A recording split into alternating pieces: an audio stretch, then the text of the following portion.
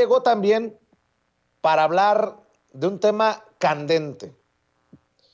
El tema de la reina, de Iván Reyes Arzate, que ayer fue sentenciado a 10 años de prisión.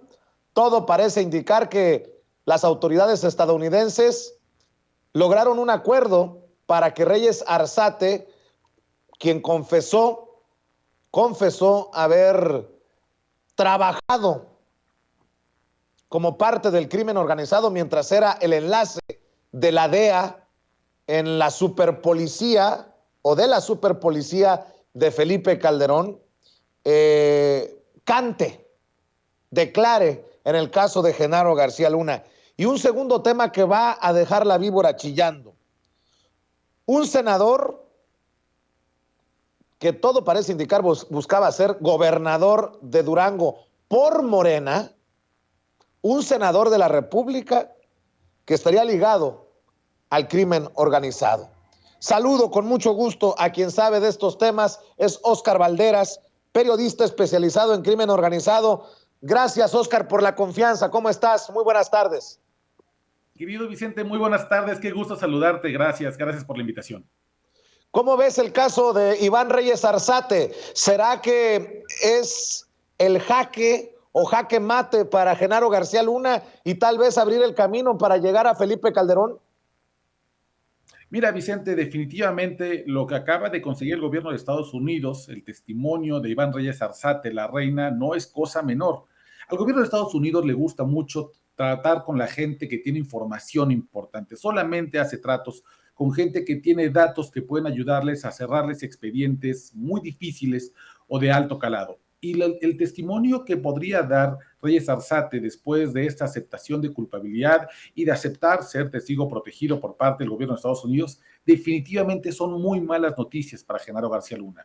No hay que olvidar que el exsecretario de la Seguridad Pública en tiempos de Felipe Calderón y arquitecto de la guerra contra el narco, ha mantenido su inocencia pese a que el expediente tiene cerca de 1000 fojas, hay datos duros muy importantes. Yo que tuve la oportunidad de echarle un vistazo, de verdad, las evidencias con las que cuenta el gobierno de Estados Unidos son prácticamente irrefutables.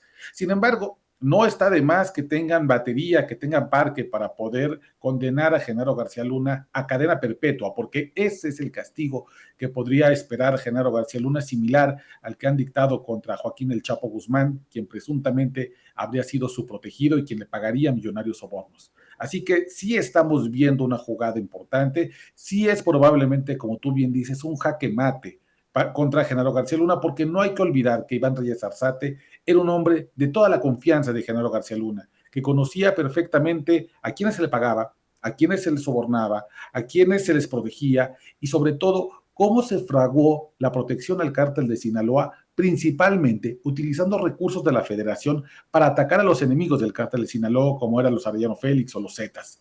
Así que estamos viendo justo, yo creo, uno de los testimonios más importantes que va a utilizar la DEA contra Genaro García Luna y, como tú bien dices, allana el camino a que la responsabilidad política recaiga sobre el expresidente Felipe Calderón. Porque si García Luna ya no hay más, el que sigue es Calderón, ¿no?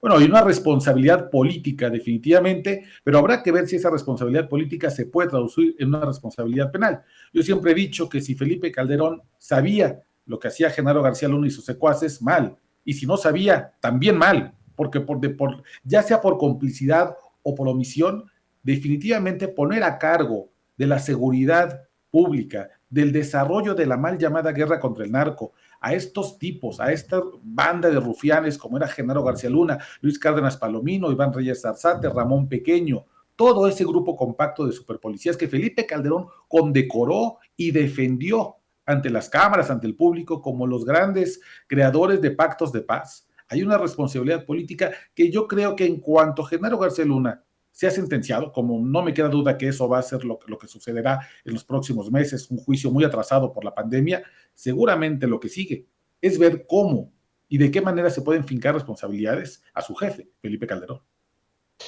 Óscar, un expediente al que dices tuviste acceso de la Secretaría de la Defensa Nacional y se me pararon los pelos, se me pusieron los pelos de punta porque involucraría a un senador de la República, a un senador que buscaba ser candidato de Morena al gobierno de Durango y que podría tener vínculos con el crimen organizado. Yo debo de admitir que no me meto en estos temas porque no soy experto en estos temas y le pregunto a los que saben como tú, ¿qué carambas es esto? ¿Nos puedes ayudar a desmenuzar para la audiencia?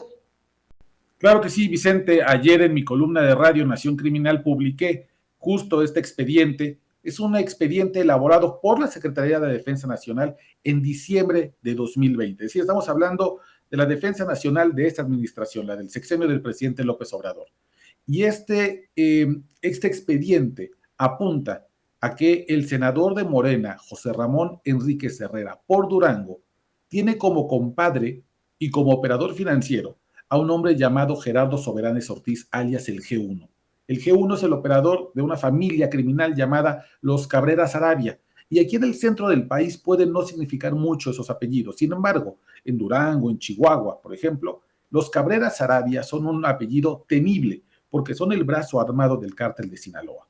Y este hombre, el senador José Ramón Enríquez Herrera, habría comenzado su relación criminal no cuando estaba en Morena, sino cuando era alcalde de Durango por la alianza PAN y PRD. Esto es muy importante comentarlo, Vicente, porque el crimen organizado es daltónico, no ve colores partidistas, ve oportunidades y en muchas ocasiones financia a quien tiene oportunidades de ganar para poder hacerse de control de los territorios. Así que el cártel de Sinaloa, a través del Mayo Zambada, a través de la familia Cabrera Sarabia y a través de Gerardo Soberanes Ortiz, alias el G1, pagaron la campaña o habrían pagado la campaña de este hoy senador morenista cuando él era panista, perredista, compitiendo por la alcaldía de Durango, y desde entonces él brindaría protección a este grupo. Y esta protección se ha extendido hasta el momento en que él decide renunciar a la oposición, no le dan una candidatura, Morena lo acoge y entonces lo lleva al Senado. Y esto es muy importante, porque entonces estamos ante una relación criminal del más alto nivel, que llega ni más ni menos hasta el Poder Legislativo, hasta una curul en la Cámara Alta. Por eso creo que es muy importante. Déjame decirte además, Vicente, que este es un documento creado dentro del gobierno federal de esta actual administración contra un senador que milita en las filas del partido del presidente Andrés Manuel López Obrador. Es muy interesante porque justamente, como tú bien dices, José Ramón Enríquez Herrera buscaba ser el candidato de Morena a la gobernatura de Durango que se disputa este año junto con otras 5 entidades. Sin embargo, Morena decidió no darle la candidatura, pese a que es un hombre con mucho reconocimiento y mucho arrastre dentro de Durango. Habría que saber por qué a partir de este nexo criminal, y se lo da a Marina Vitela, quien fue alcaldesa de Gómez Palacio, Durango. Este hombre se ha rebelado contra Morena, incluso Mario Delgado ha amagado con expulsarlo debido a la violencia con la cual ha respondido al no obtener la nominación morenista, pero mis fuentes me comentan que no solamente la molestia de Mario Delgado tiene que ver con que se ha rebelado a la decisión del partido de no darle la candidatura, sino también porque Mario Delgado conocería de antemano este expediente al que yo tuve acceso y habría advertido que el senador José Ramón Enríquez Herrera tiene un vínculo, o al menos así lo ha investigado la Defensa Nacional, ni más ni menos que con el cártel de Sinaloa. El cártel del que hablábamos hace unos minutos, que también tendría nexos con Genaro García Luna, con todos estos superpolicías de Felipe Calderón. Válgame Dios, qué fuerte declaración la que manejas, Óscar Valderas.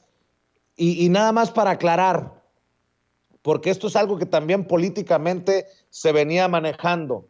El senador hoy de Morena formaba parte del PAN-PRD, esta coalición por la que también ostentó el poder. O sea, no es de carrera o necesariamente de los personajes de Morena de estirpe, sino viene del PAN, del PRD. Es correcto. En realidad, el senador José Ramón Enríquez Herrera no es en términos, para ponerlo en términos de facciones, no es un López Obradorista, por llamarlo de este modo. Incluso cuando intenté buscar en Google imágenes de él junto con el presidente López Obrador, realmente no hay. Hay una que otra, pero incluso parecería como que el senador es más bien un asistente al mitin. Él Él venía justo él, bueno, mucho tiempo trabajó en administraciones priistas en Durango, luego se plega al PAN y al PRD, un tiempo también se pone la casaca de Movimiento Ciudadano, y cuando estos partidos no le dan las nominaciones y las candidaturas que él quiere, se pasa a Morena, y así es como llega a ser senador de la República. Es importante decirlo justamente porque no solamente te refleja que se trata de una persona que ha saltado de partido en partido de acuerdo a sus intereses políticos, sino que el crimen organizado, y esto es muy importante, no apuesta necesariamente por partidos, apuesta por personas que pueden ir atravesando distintos partidos en una especie de pragmatismo electoral para que lleguen a donde lleguen. El crimen organizado va a votar y va a hacer sus inversiones económicas y políticas por el candidato que le parezca que tiene más oportunidades de ganar. El senador José Ramón Enríquez Herrera sí es una fuerza importante política en Durango, tanto que aspiró a ser el candidato de Morena en Durango, pero habría que preguntarse, ¿por qué tiene esa fuerza? ¿Con qué pactos criminales llegó esa fuerza política? ¿Quiénes han financiado este ascenso vertiginoso del senador, quien pasó de alcalde a senador de la República? Y sobre todo, querido Vicente, explicar también qué otras autoridades están siendo investigadas. En este expediente que yo pongo, insisto, elaborado por la Sedena, no solamente colocan al senador Enríquez Herrera como alguien que tiene un vínculo con el cártel de Sinaloa, también apuntan a la fiscal general de Durango, quien hoy trabaja en la administración del gobernador Rosa Saizpuro, de extracción panista. Así que vemos que en realidad hay para todo, está repartido, porque el crimen organizado trabaja con quien se deje, lamentablemente. Óscar Valderas, ¿en dónde podemos leer, en dónde podemos ver, en dónde podemos escuchar tu trabajo, por favor? Muchas gracias, Vicente. En Twitter, ahí está el hilo colocado, que sale justo de mi columna Nación Criminal. Mi cuenta de Twitter es @OscarValmen, y también está en MX, el texto se llama Ellos son los Cabrera Sarabia, la familia criminal ligada a un senador de Morena y al cártel de Sinaloa. Válgame, pues ahí estamos al pendiente de tu trabajo. Óscar Valderas, te mando un abrazo, muchas gracias por la confianza. Te lo agradezco mucho, querido Vicente. Saludos al auditorio. Que tengan muy buena tarde. Buena tarde. Y bueno,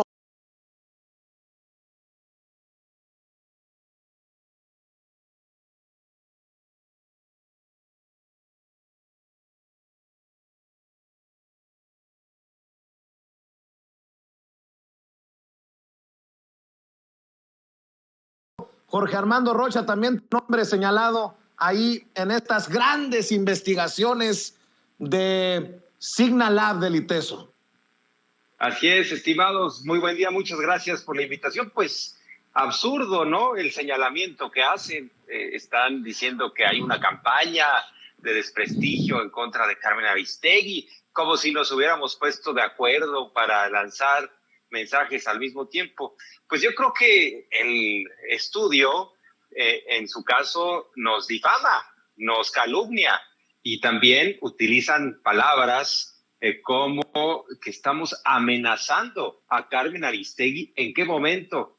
Que saquen las pruebas, que saquen los tweets, porque aventar estas expresiones al aire, pues es muy fácil. Sostenerlas, documentarlas es lo difícil. Además nos meten en el mismo costal y bueno, pues ponen esto como si nos hubiéramos nosotros comunicado para criticar el trabajo de Carmen Aristegui. Además, a ver, vamos caso por caso.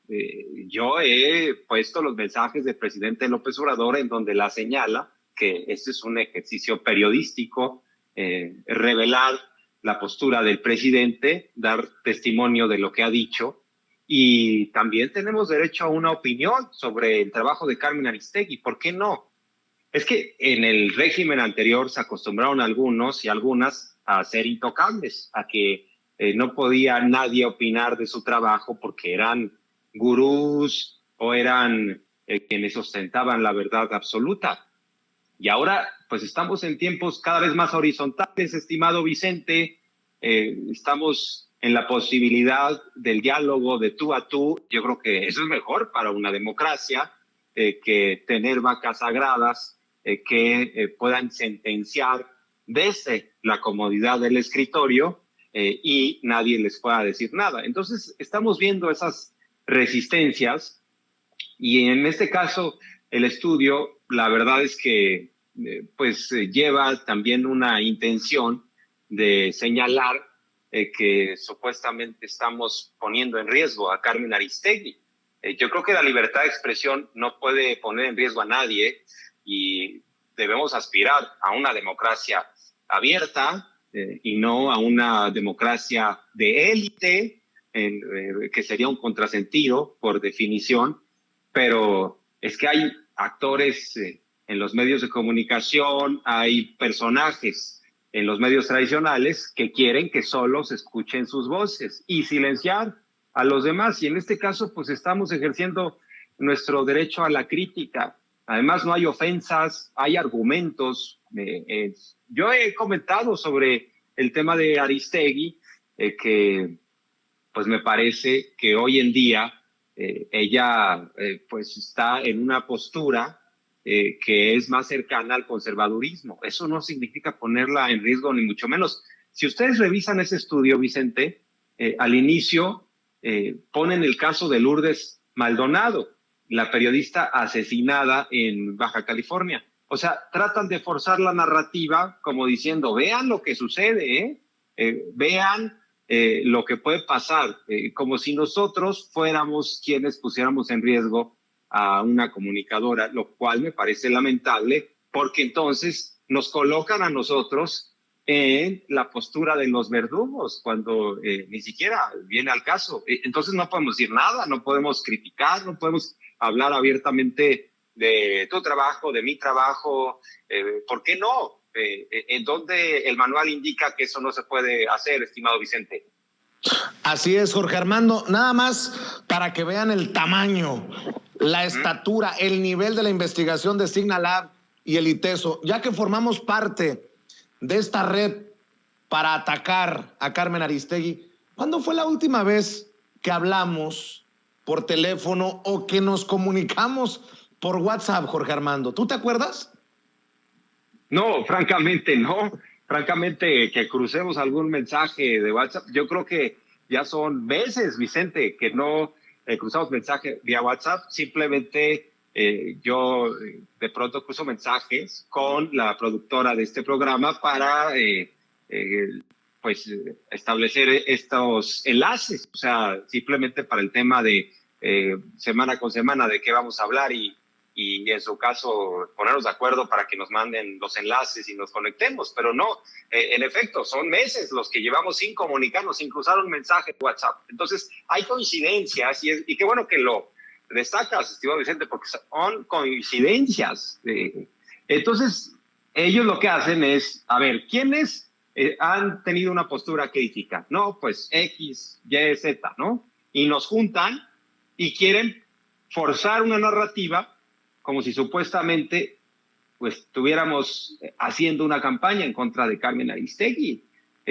No se puede hablar de Carmen Aristegui de este país, Vicente, no se puede señalar, criticar, así como ella lo puede hacer de nosotros, pero insisto, que lo haga con fundamentos. Lo que nosotros hemos hecho es hablar del trabajo de Carmen, hablar de la postura del presidente y también hemos en nuestros espacios leído opiniones de muchas personas que se sienten decepcionadas de Carmen Aristegui, pero eso es real. Nosotros no estamos artificialmente generando estas campañas, que es la sugerencia, ¿no?, del estudio. Claro. Que nosotros tenemos un propósito de artificialmente dañar la imagen de Carmen Aristegui. Bueno, podemos sostener exactamente lo contrario, Vicente, nosotros que con ese tipo de estudios, entre comillas, quieren dañar nuestra imagen, nuestro prestigio, porque nosotros no estamos en eso, simplemente estamos opinando libremente de lo que sostenemos y dentro de todo puede haber una crítica clara, pero respetuosa, o que nos diga cuándo le faltamos al respeto, o si estamos pidiendo el linchamiento. No, para nada. Yo creo que cada quien se hace responsable de sus palabras y no ha habido una articulación de nada, y que quede constancia, y podemos probarlo, estimado Vicente, además. Claro, yo nada más para cerrar este tema voy a decir, con mucho respeto para Carmen Aristegui, que no sé si está peor la publicación de la chocolatería Rocío, la publicación de la investigación de inferencias sobre la chocolatería Rocío. No sé si está peor la publicación de una investigación de Loret de Mola, Latinos y Mexicanos contra la corrupción y la impunidad, que también se cae a pedazos, que infiere irregularidades, pero que no las muestra, las comprueba, o de plano publicar estos estudios de Signalab del ITESO, y con eso creo que lo he dicho todo. Mi querido Jorge Armando Rocha, ayer estuvo John Kerry con el presidente Andrés Manuel López Obrador y no se cayó el mundo, y creo que no hubo bofetadas, jalones de oreja, madrazos. Creo que nuevamente queda confirmado que esas narrativas apocalípticas del fin del mundo de muchos en la oposición simplemente son payasadas. Exactamente, estimado Vicente, has dado en el clavo. Nada más déjame retomar algo de lo que dijiste sobre tu intervención en torno a Carmen Aristegui, porque vamos a contrastar ideas, posturas, y nada más recordar, y con eso quiero cerrar el tema, que Carmen Aristegui a Carlos Loret de Mola hace algunos meses le dijo que era un peoncito de Bernardo Gómez, directivo de Televisa. Así le llamó, peoncito. Yo no me atrevería a llamarle así a Carmen Aristegui, yo no le dirigiría ese adjetivo. Me llama la atención que simplemente por el hecho de que demos nuestra opinión sobre las investigaciones que ha presentado y también que difundamos la postura del presidente, nos coloque como quienes estamos haciendo una campaña en su contra. Yo podría decir, Carmen, por favor, nada más también calibra lo que tú has dicho, y yo creo que si tomamos la expresión de Carmen, Loret podría decir en su momento que ella estaba incitando al linchamiento de Carlos Loret de Mola, y me resulta bastante extraño, y así lo dejo, que hace unos meses dijera que el trabajo de Loret y lo que significaba Carlos Loret de Mola para el periodismo era que estaba convertido en su momento en el peoncito de Bernardo Gómez, y ahora era el peoncito de quién sabe quién. Así lo dijo, así lo manifestó, y ahora valide al trabajo de Carlos Loret de Mola, ¿no? Valide sus notas. Entonces lo dejaría ahí, estimado Vicente. ¿Cómo la ves? Mira, bueno, yo te ahora, voy a decir, mi querido Jorge Armando Rocha, pero voy aquí a intervenir contigo. No sé si me escuches por ahí, mi querido Jorge Armando. Sí, me da mucho gusto saludarte después de... Igual. Pues un largo tiempo. Estoy muy de acuerdo contigo en eso de las vacas sagradas. Tú lo sabes perfectamente, tú y yo, que hemos estado en ese monstruo, que hemos vivido en esas entrañas de los medios de comunicación. Sabes perfectamente eso, ¿no? Como es que se dice de manera consuetudinaria que entre gitanos no nos podemos leer la mano, ¿no? Así de sencillo. Que perro no come perro, para ser más coloquial, nos dicen siempre en los medios de comunicación tradicionales. Y la verdad es que el común denominador del periodista es, no, pues sí, por supuesto que nos podemos leer la mano, por supuesto que podemos comernos entre perros, por supuesto que podemos ser objeto de alguna crítica y nos la tenemos que tragar. A lo mejor podemos hacer algún tipo de aclaración. Esto que planteas tú, de cómo es que en su momento también Carmen Aristegui tuvo este diferendo con Carlos Loret de Mola y que le llamó peoncito de Bernardo Gómez, también pudo haber sido cuestionado por Loret de Mola. Fíjate, imagino que tenía otros asuntos más importantes que hacer, los montajes. El pseudoperiodista Carlos Loret de Mola, mejor conocido como Los Montajes, que bueno, en sus ataques diarios a López Obrador, que no pudo ponerle algún tipo de atención a lo que decía Carmen Aristegui, y no se sacó a las agencias que él tiene otro tipo de estudios, ¿no? Pero tienes toda la razón, estoy completamente de acuerdo contigo, y también hago un llamado al fin de las vacas sagradas en cuanto a todo, ¿no? En cuanto al periodismo, la política y nuestra vida diaria en México.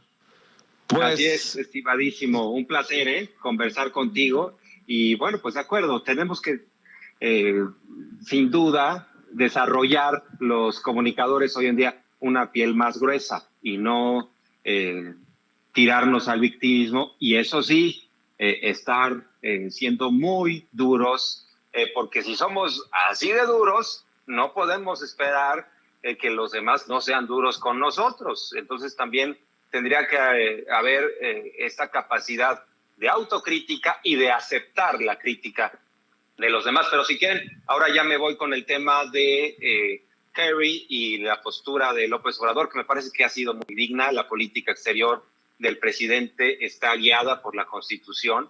Algunos, en efecto, dijeron, ahora sí va a venir el regaño esperado, porque se le han pasado toda la administración de López Obrador esperando a que alguien regañe al tabasqueño, que lo meta en cintura, que si no es el rey de España, que sea ahora Biden, y si no, bueno, pues hasta el Papa Francisco, que le dirija una encíclica y le comente cómo debe ser que un presidente se guíe en un país tercermundista, que se someta, como dijo el presidente hoy en la mañanera.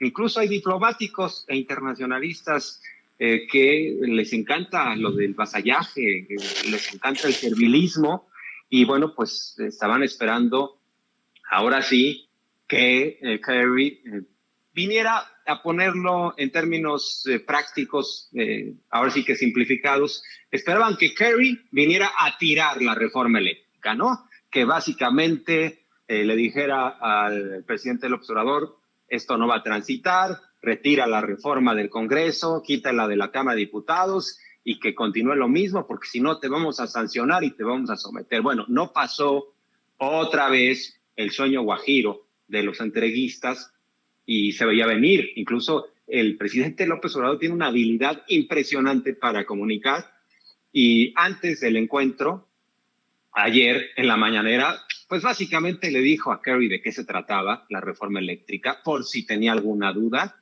Entonces, seguramente Kerry ya, no sé si sepa muy bien español o con traductor, le dijeron, es la postura de México, ya llegó, ahora sí que adelantado Kerry, y en ese sentido ha habido presión de las transnacionales hacia el embajador, hacia la administración de Biden, a tal grado que el presidente López Obrador le dijo a Ken Salazar, bueno, pues ya nos aventaste el guiño de que sí siguiéramos en la postura de adecuar el marco regulatorio, que además no es estatista, no es comunista, no es extremista, es regular a quienes pretenden devorarse el 100% del mercado de la generación eléctrica en este país.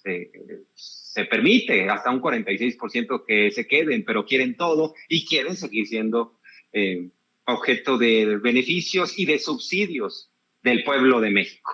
Entonces, en ese sentido, el presidente reiteró la postura de México a tal grado que obtuvo Kerry en términos prácticos una comisión binacional en donde van a abordar el tema de las energías limpias, que por cierto López Obrador sintetizó muy bien y le dijo a Kerry, nosotros sí, claro, apoyamos las energías limpias, pero no los negocios sucios, porque la narrativa de que México es el ecoloco, pues ahí está expuesta por los conservadores.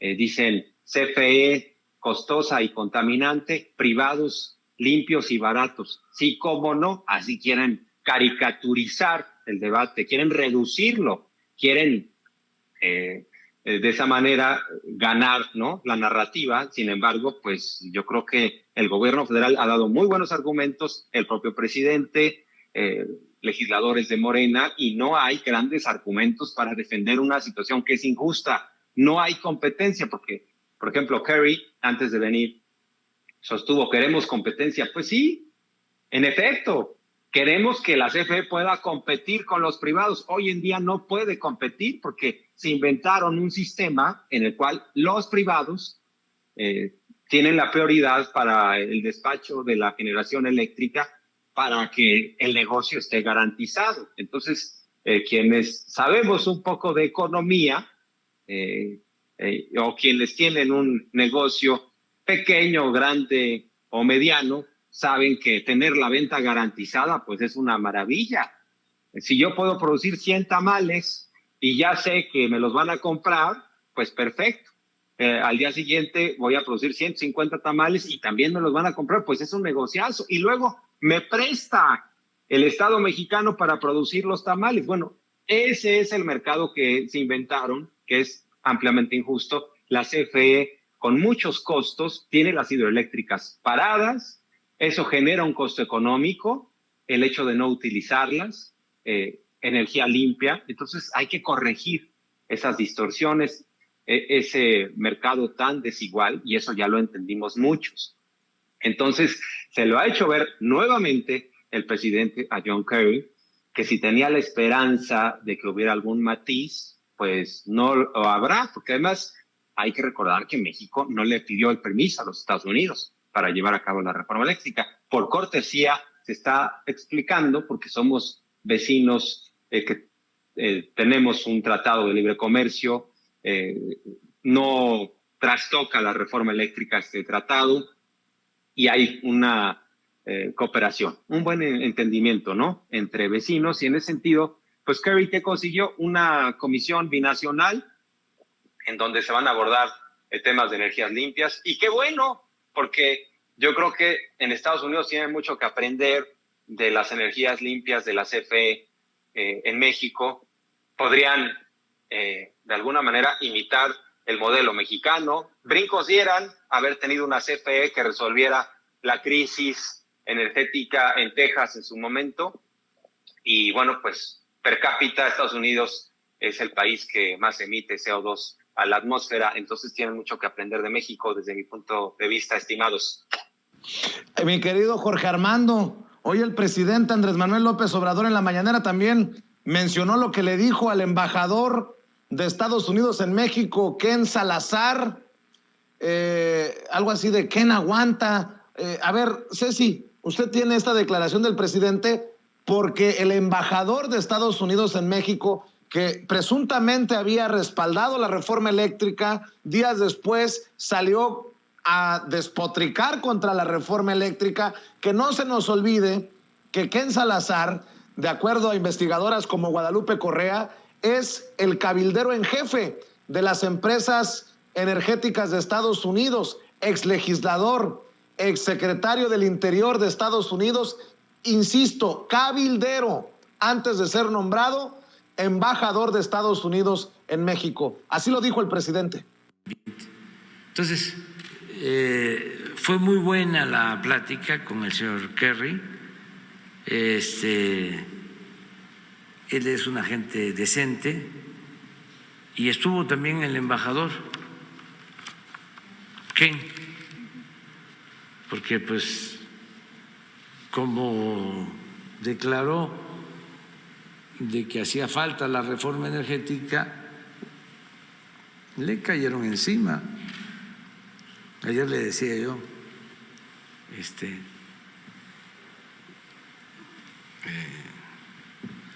Ken aguanta, el pueblo se levanta.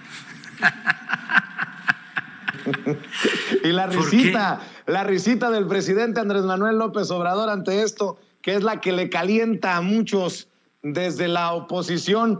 Y esos de la oposición también andan con los pelos de punta por la declaración de ayer sobre la pausa entre México y España. Hoy el presidente aclaró que no hablaba de ruptura, aunque todos están desgarrándose las vestiduras, mi querido Jorge Armando. Así es. Bueno, y el presidente también le pudo haber dicho a Ken Salazar: Ken, hermano, ya eres mexicano.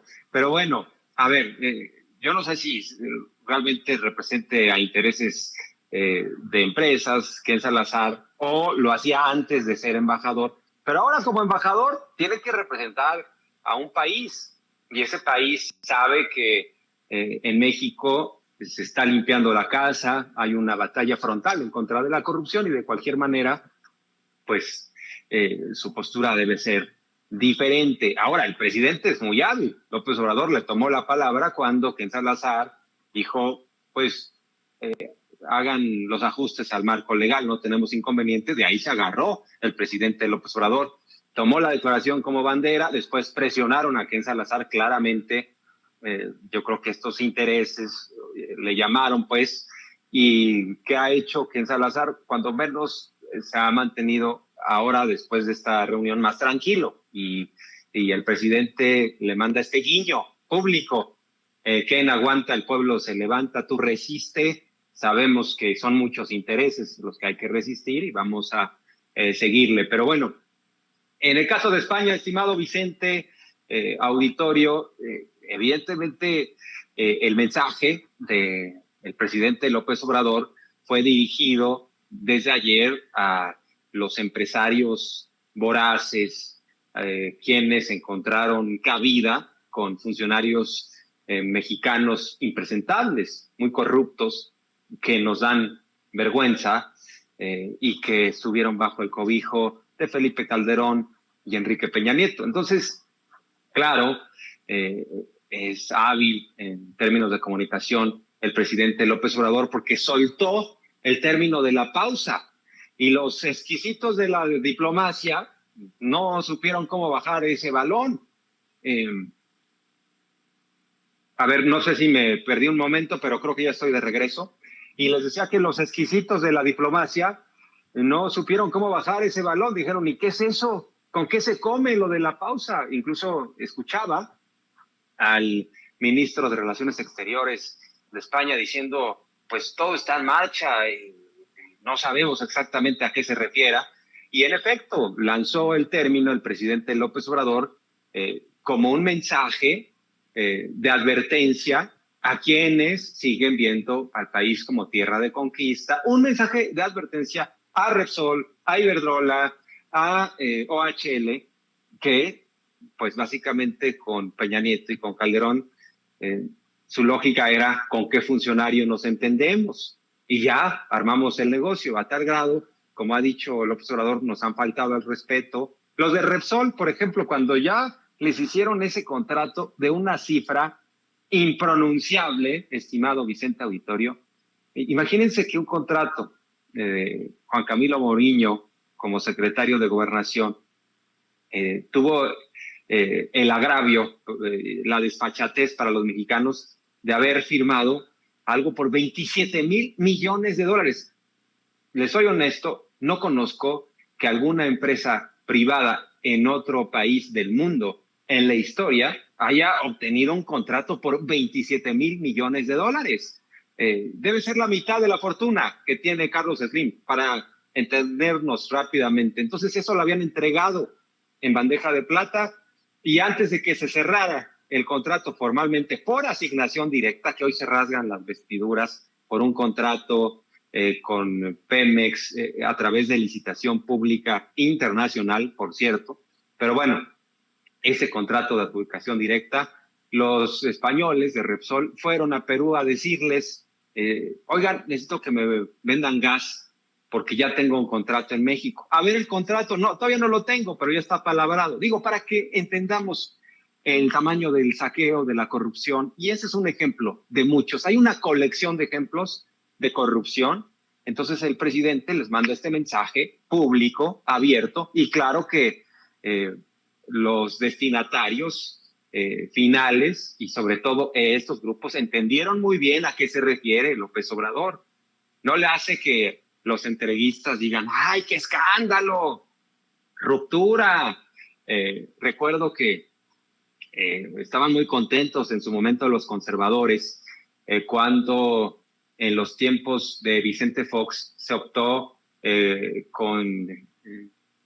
por esta vía de romper relaciones con Cuba después de la exhibida que le pusieron a Vicente Fox con la llamada del come si te vas. Ahí sí estaban aplaudiendo, qué bueno, sí, vamos a retirar al embajador. después de una exhibida que colocó a Vicente Fox como alguien hincado ante Estados Unidos e hincado ante un impresentable como George Walker Bush, que acabó en el basurero de la historia, ¿no? Mundial, señalado como alguien que incluso con mentiras lanzó una intervención, ¿no?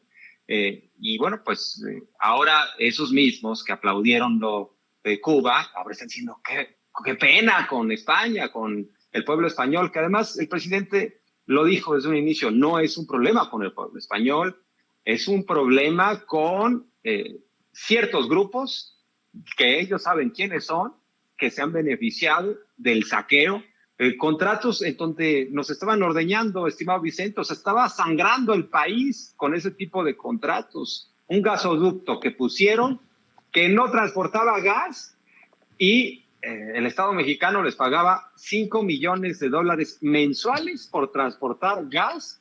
O sea, por una simulación durante 5 años. ¿En dónde se ha visto eso? Solo en México. Esas empresas pues ganaban mucho más aquí que en España. Y luego hasta les rescatamos un astillero quebrado en Vigo con dinero de Pemex y les dimos trabajo, o sea, les compramos la mitad del astillero, les dimos contratos para que hicieran unos floteles, ¿no? Unos barcos hotel que México no necesitaba. Obviamente se vendieron a sobreprecio. Al final del día, México compró esos barcos por 80 millones de euros cada uno, y cuando México los vendió a la mitad de precio. O sea, una corrupción brutal, y por eso el presidente dice, pido esquina, tregua, ¿no? Pausa sobre esos, no sobre la relación binacional, que esa es otra cosa, estimado.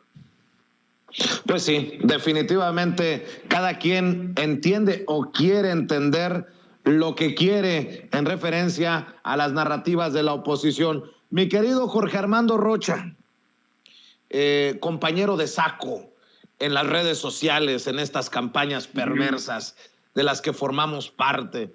Nada más falta que nos digan quién te paga a ti, quién me paga a mí para el golpeteo contra tal o cual personaje crítico de López Obrador. Nótese mi sarcasmo. Mi querido Jorge Armando, veo que cada vez levantas más polvo en tu canal de YouTube.